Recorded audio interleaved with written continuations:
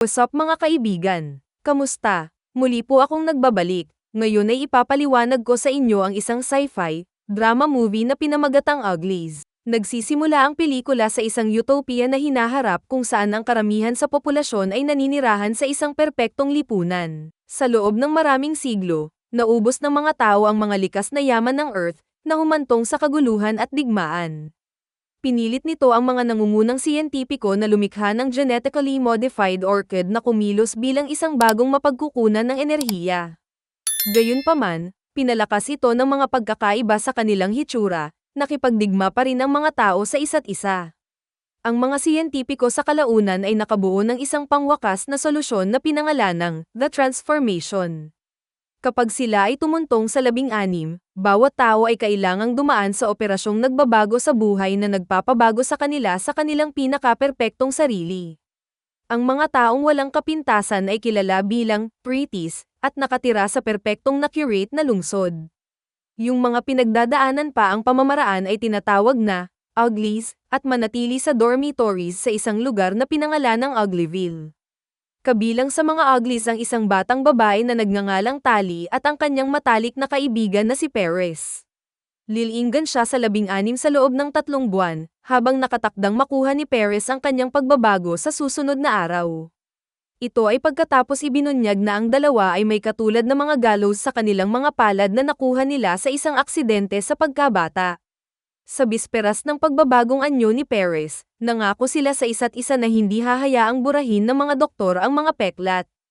Kinabukasan, sa panahon ng pagpupulong, narinig ni Tali ang ilang estudyante na tinatalakay ang The Smoke.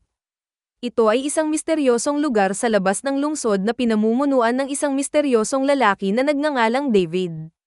Sinasabing ito ay isang kanlungan para sa mga taong ayaw magbago. Gayunpaman, maliban sa isang dakot ng mga mag-aaral, kabilang ang isang batang babae na nagngangalang Shay, karamihan ay nag-iisip na ang The Smoke ay isa lamang urban myth. Di nagtagal, lumabas sa entablado ang isang hologram ng gobernador ng lungsod, si MS Cable. Siya ay tumawag sa mga taong naging 16 na kunin para sa pagbabago. Pagkatapos ay nagpaalam si Tali kay Perez at ang dalawa ay nangakong magkikita sa kanilang regular na hangout, sa tulay, sa isang pangbuwan. Ngunit habang lumilipas ang mga araw, nasusubok ang hangganan ng kanilang pagkakaibigan. Siya ay walang natatanggap na mensahe mula kay Perez sa kabila ng pagte-text sa kanya araw-araw. Lumipas ang isang buwan at dumating ang araw na ipinangako nilang magkikita. Si Tali ay palabas ng kanyang dorm at nakarating sa tulay. Naghintay siya ng ilang minuto pero si Perez walang nakikita. Nag-aalala, umakyat siya sa ibabang bahagi ng tulay at patungo sa lungsod. Malapit nang marating ni Tali ang seksyon, kung saan may party para sa mga bagong gumaganap na pretty. Paikot-ikot siya sa mga palumpong nang biglang may bumabagsak na partygoer isang maskara malapit sa kanya.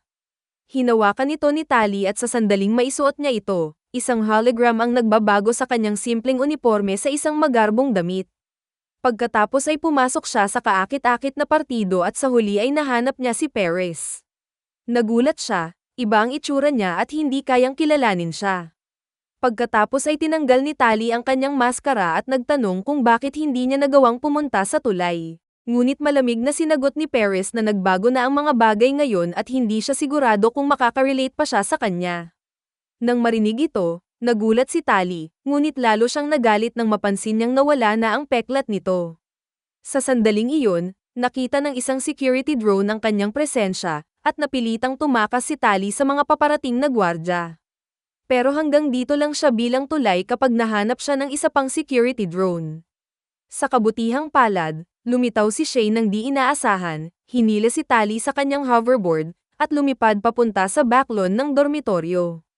Sa resulta ng insidenteng ito, ang dalawang babae ay nagsimulang bumuo ng isang malalim na pagkakaibigan at kahit na malaman na sila ay may kaarawan, inihayag din na si Shay ay hindi masyadong nasasabik tungkol sa pagbabago.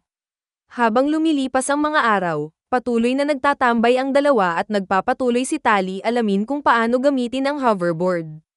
Sa kalaunan ay natutunan niyang paliparin ito ng maayos, at ginagamit ito ng mga batang babae sa mga nakatutuwang rampa para sa kasiyahan. Sa bisperas ng kanilang kaarawan, medyo curious na nagsimulang magsalita si Shay tungkol sa The Smoke.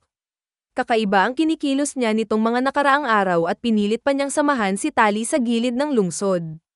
Doon, ang dalawang batang babae ay tumawid sa hangganan at nakarating sa mga guho ng isang lumang bayan. Ang lugar ay littered na may mga bagay ng malayong nakaraan tulad ng kalaw-angin na roller coasters.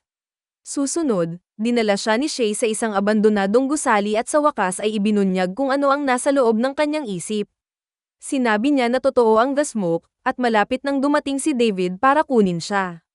Tumanggi si Shay na sumailalim sa transformation at sinabing aalis siya sa lungsod magpakailanman. Nang marinig ito, isang natigilan na si Tali ang nagmakaawa sa kanya na huwag iwanan ang magandang buhay para sa ilang alamat. Pero si Shay nakapagdesisyon na siya at nag-abot sa kaibigan ng mapa sa labas ng The Smoke. Pagkatapos ay tumungo siya ng malalim sa mga guho sa kanyang hoverboard, na nagiiwan ng isang nalilitong tali. Kinabukasan, sa kaarawan ni Tali, sa wakas ay ipinatawag siya sa klinika para sa kanyang pagbabago. Gayunpaman, bago siya makapasok sa surgical room, may dumating na guard at kinuha siya papunta sa opisina ni MS. Cable. Ang gobernador pagkatapos ay mahinahong ipinaliwanag na si Shay ay nawawala simula pa kagabi. Sinabi ni Tali na wala siyang alam tungkol dito kundi si Cable. Makikita ang kanyang vital sa isang screen na nagpapahiwatig na ang babae ay nagsisinungaling. Nakakainis itong Cable at inanunsyo niya na ipinagpaliban ang operasyon ni Tali hanggang sa magpasya siyang makipagtulungan. Nang gabing iyon, si Tali ay nakatanggap ng sorpresang pagbisita mula kay Paris na pumasok sa kanyang dorm. Niyakap niya ang matandang kaibigan at ipinaliwanag ang lahat tungkol kay Shay. Naiintriga si Paris sa impormasyon kaya iminumungkahi niya na dapat niyang sabihin kay Cable ang anumang nalalaman niya. Sa ganitong paraan, maaari na siyang maoperahan at mamuhay kasama ng iba pang pretties. Kinabukasan, muling dinala si Tali sa opisina ng gobernador, at siya ay nagiging malinis sa lahat ng bagay. Hanga si Cable sa katapatan ng dalaga kaya siya ang nagdesisyon upang ibunyag ang isang nangungunang sikreto. Ipinaliwanag niya na si David ay gumagawa ng sandata para salakayin ang lungsod at sirain ang lahat ng kanilang itinayo. Sa makatuwid, itinalaga niya si Tali sa gawain ng paglusot sa usok. Ipinangako ni Cable na kung siya ay matagumpay, siya ay magpapaopera. Pagkatapos ay binibigyan si Tali ng kwintas na dapat niyang buhayin kapag nahanap niya ang lokasyon ng armas. Sa susunod na eksena, sinundan ni Tali ang mapa ni Shay at narating ang lumang roller coaster. Saka siya sumakay sa kanyang hoverboard sa ibabaw nito ng ilang milya hanggang sa makarating siya sa isang inabandonang riles ng tren. Para sa susunod na ilang araw, nabubuhay siya sa ligaw at hinahangaan ang kalikasan na hindi kailanman. Sa huli, ang tren at mga track ay biglang nagtatapos sa gilid ng isang malaking bangin. Sinasabi ng mapa na maglakbay sa kabila nito at kaya lumukso siya sa kanyang hoverboard. Pagkatapos ng isang nakamamatay na pagtalon sa bangin, dumaong si Tali sa isang larangan ng orchids. Pagkatapos ay nakatulog siya habang inutusan siya ng mapa na maghintay doon para sa gabi. Samantala, ipinatawag ni Cable si Paris sa kanyang opisina at pinilit itong sumailalim sa isa pang operasyon. Nangangako siyang gagawin siyang mas espesyal at bibigyan siya ng mga pambihirang pagpapahusay sa katawan. Sa kabilang banda, si Tali ay gising sa gabi dahil may usok sa lahat ng dako.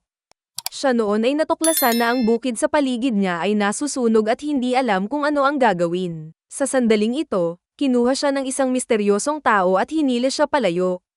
Ang tao ay walang iba kundi si David, na agad na sinusuri si Tali at ang kanyang mga bagay para sa mga taga-subaybay. Nakahanap siya ng isa sa loob ng hoverboard at itinapon ito sa apoy. Ang scanner, gayunpaman, ay hindi maaaring kunin ang tracker sa kanyang kwintas. Kasabay nito, nakatanggap ng alerto ang mga tauhan ni Cable tungkol sa pagtanggal ng tracker. Ito ay nag-uudyok sa gobernador na magpadala ng ilang dalubhasa, pinahusay na mga sundalo upang maghanap sa lugar. Sa ibang lugar, nakarating sina David at Tali sa isang smoke outpost, kung saan sa huli ay muling nakasama ng kanyang kaibigan. Tuwang-tuwa si Shay na makita siya, ngunit ang isa sa iba pang miyembro ng kampo, si Croy, ay naghihinala sa bagong dating. Kinabukasan, ibinunyag ni David na ang kanilang grupo ay sinadyang nagpaputok ng apoy sa mga orchid. Naniniwala sila na ang mga genetically modified na bulaklak na ito ay nakakalason at sinisira ang anumang lugar kung saan sila nakatanim. Nag-aalinlangan pa rin si Tali, kaya nagpasya si David na ipakita sa kanya ang realidad mismo. Pagkatapos ay sumakay ang grupo sa isang lumang helicopter ng militar at lumipad. Mula sa taas, nakikita ni Tali ang lugar kung saan tumutubo ang mga orchid, na walang iba kundi isang tigang na disyerto. Napagtanto niya na ang mga lalaki ay nagsasabi ng katotohanan. Pagkatapos ay sinunog ni Shay ang pinakamaraming orchid hanggat maaari. Ngunit biglang, nakita ni Croy ang dalawang tracker ng kaaway na papalapit sa lugar. Ibinaba ni David ang helicopter para magtago ang usok, ngunit ito ang dahilan ng pagkawala ni Shay sa kanyang paa at pagkahulog.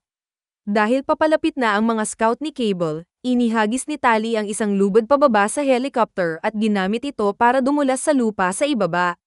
Siya kahit papaano ay naabot niya si Shay at hinila siya palayo sa panganib. Ang mga batang babae pagkatapos ay humawak sa lubid, at nagawang hilahan sila ni David bago sila mahuli. Kinabukasan, si Tali ay nakapiring at sa wakas ay dinala sa pangunahing pamayanan ng Smoke. Naglalaman ito ng isang buong komunidad na umuunlad sa kalikasan sa pamamagitan ng pagsasaka at pakikipagpalitan. Kahit matanda na ang mga tao ay dapat magtrabaho, at walang pera, kaya ang mga bagay ay ibinabahagi sa lahat.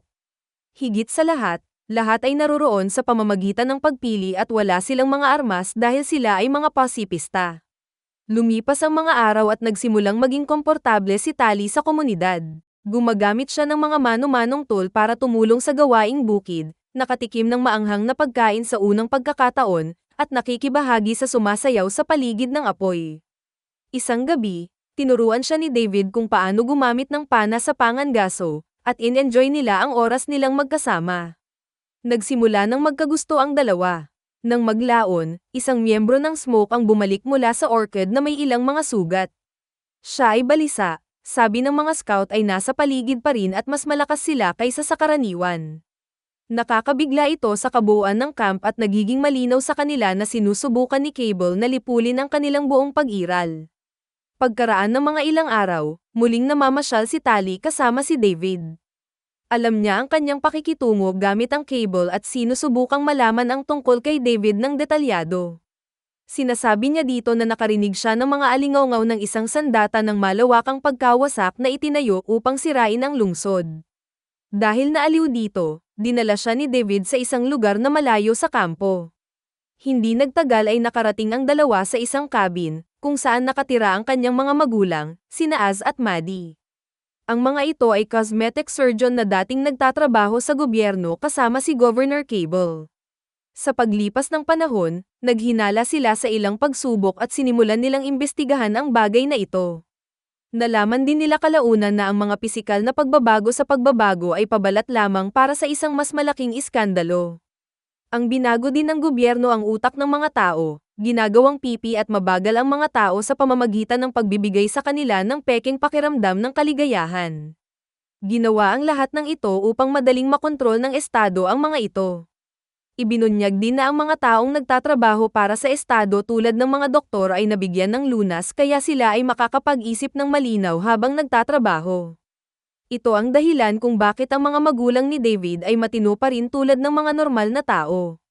Nang malaman nila ang mga kalupitan, tumakas sila sa lungsod at nakarating sa kagubatan na ito. Ang matandang mag-asawa ay nagpapakita na sila ay naghahanap ng isang paraan upang muling likhain ang lunas mula noon. Nakagawa sila ng isang base serum para dito ngunit kulang sa panghuling synthetic component na makikita lamang sa lungsod. Sa wakas ay nakita na ni Tali ang katotohanan na pumuputol sa kanyang ilusyon ng pagiging pretty. Nang gabing iyon, pabalik sa The Smoke, itinapon niya ang kanyang kwintas sa apoy. Sinusubukan din niyang sabihin kay David na siya ay gumawa ng mga kakilakilabot na bagay, ngunit wala siyang pakialam dahil bagong tao na siya ngayon. Sa init ng sandali, naghahalikan ang dalawa. Ngunit lingid sa kanilang kaalaman, ang taga-subaybay sa nabuhay ang kwintas dahil sa sunog, at agad nitong inaalerto ang lokasyon ng Cable of the Smoke. Kinaumagahan, ang lahat ng impyerno ay nawala nang dumating ang malalaking sasakyang panghimpapawid ng lungsod sa The Smoke at bukas na apoy. Pagkatapos ay bumaba ang mga scout mula sa sasakyang panghimpapawid at sinimulan ang pag-ikot sa lahat ng mga rebelde. Sila ay masyadong overpowered at nahuli ang karamihan sa mga Smoke, kasama si Shay. Samantala, Pinamamahalaan ni Natalie at David na makaiwas sa mga scout at makahanap ng isang taguan sa malapit. Siya noon ay nanonood habang si Paris ay tumutulong sa pagsupil sa mga bilanggo. Nahuli rin sina Az at Maddie at sa lalong madaling panahon, dumating si Governor Cable sa kampo.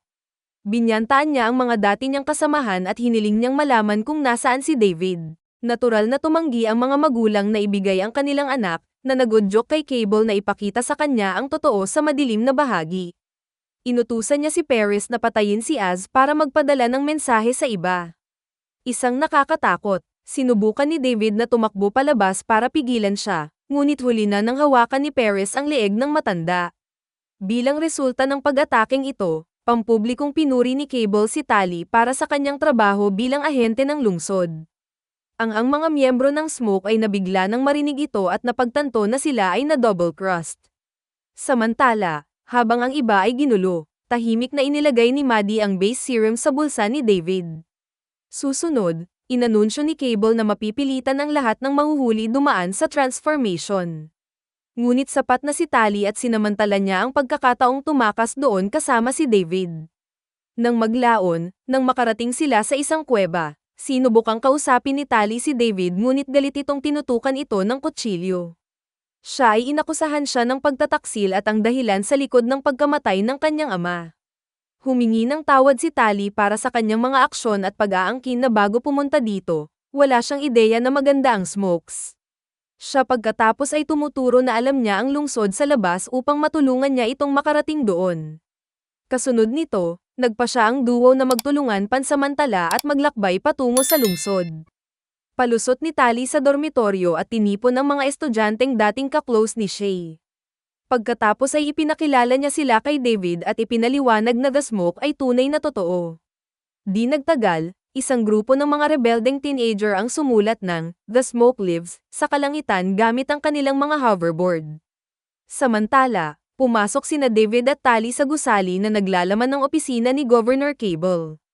Dumating sila sa isang nakakandadong pinto na biglang binuksan mula sa loob ng isang pretty. Pero si David pinamamahala ang ibagsak siya, na nagpapahintulot kay Tali na kunin ang kanyang elektron-ikong singsing.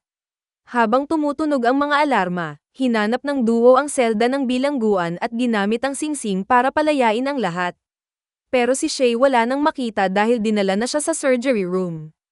Sumunod, nagmamadaling pumunta sina David, Tali, at Maddie sa surgical room, pero huli na dahil nag-transform na si Shay sa isang pretty. Lalong lumalala ang kanilang mga problema nang dumating sina Cable at Paris kasama ang ilang mga scout. Sila ngayon ay mas marami at pinilit na makapasok sa mga makina ng transformation. Nakaon ang gobernador sa tuldok ng pagwawakas ng rebelyon minsan at para sa lahat. Ngunit bago magsimulang magputol ang mga karayom, lumilitaw ang helicopter ng Smoke sa labas at nagpaputok si Croy gamit ang kanyang flamethrower. Sinira ng paltos na init ang mga transformation machine at huminto ang operasyon. Ito ay pinapayagan ng trio na lumabas, habang sina Cable at Paris ay napilitang tumakas sa silid. Pagkatapos ay hinanap ni Maddie ang silid at sa wakas ay nakuha ang sintetikong sangkap para sa lunas. Ang grupo ay hindi masyadong nakakalayo kahit na si Paris ay nasa sulok ng kanilang bubong. Tulad ng isang tunay na pasipista, sinubukan ni Tali na tapusin ang alitan sa pamamagitan ng pakikipag-usap sa kanyang matalik na kaibigan. Inilalabas niya ang ilan sa kanilang mga alaala na tila nakakaapekto sa kanya. Pero wala pa rin si David sa katotohanang pinatay ni Paris ang kanyang ama kaya inatake siya nito at isang matinding pakikibaka ang kasunod. Sa kalaunan ay napilitan si Tali na gamitin ang kanyang hoverboard para itumba si Paris.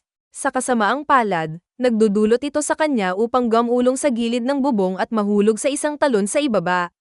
Ang grupo sa wakas ay nakatakas sa lungsod at nakarating sa mga inabandonang guho sa labas nito. Ngunit alam nila na sandali na lamang bago sila mahanap ng mga tauhan ni Cable. Samantala, inihayag ni Maddie na nagawa niyang e-save ang base serum at ang synthetic substance. Pero kakailanganin niya ng panahon para gumawa ng lunas at subukan ito. Nang marinig ito, nakabuo si Tali ng isang pangwakas na plano, nagboluntaryo siyang sumailalim sa pagbabago upang magawa ni Maddie subukan ang lunas sa kanya. Nanunumpa siya na hindi niya hahayaang baguhin ng pagiging pretty ang kanyang hangarin para sa hustisya. Ang eksena ay lumilipat sa hinaharap kung saan ang isang pretty tali ay pumapasok sa kanyang perpektong na-curate na silid sa lungsod. Ngunit sa pagtatapos ng pelikula, dumapo ang kamera sa palad niya at makikita pa rin dito ang peklat niya noong bata pa siya. Mag-subscribe para sa higit pang mga video na tulad nito, at huwag kalimutan mag-like, comment, share at i-on ang notification bell para matulungan ang aming channel. Hanggang sa muli, salamat!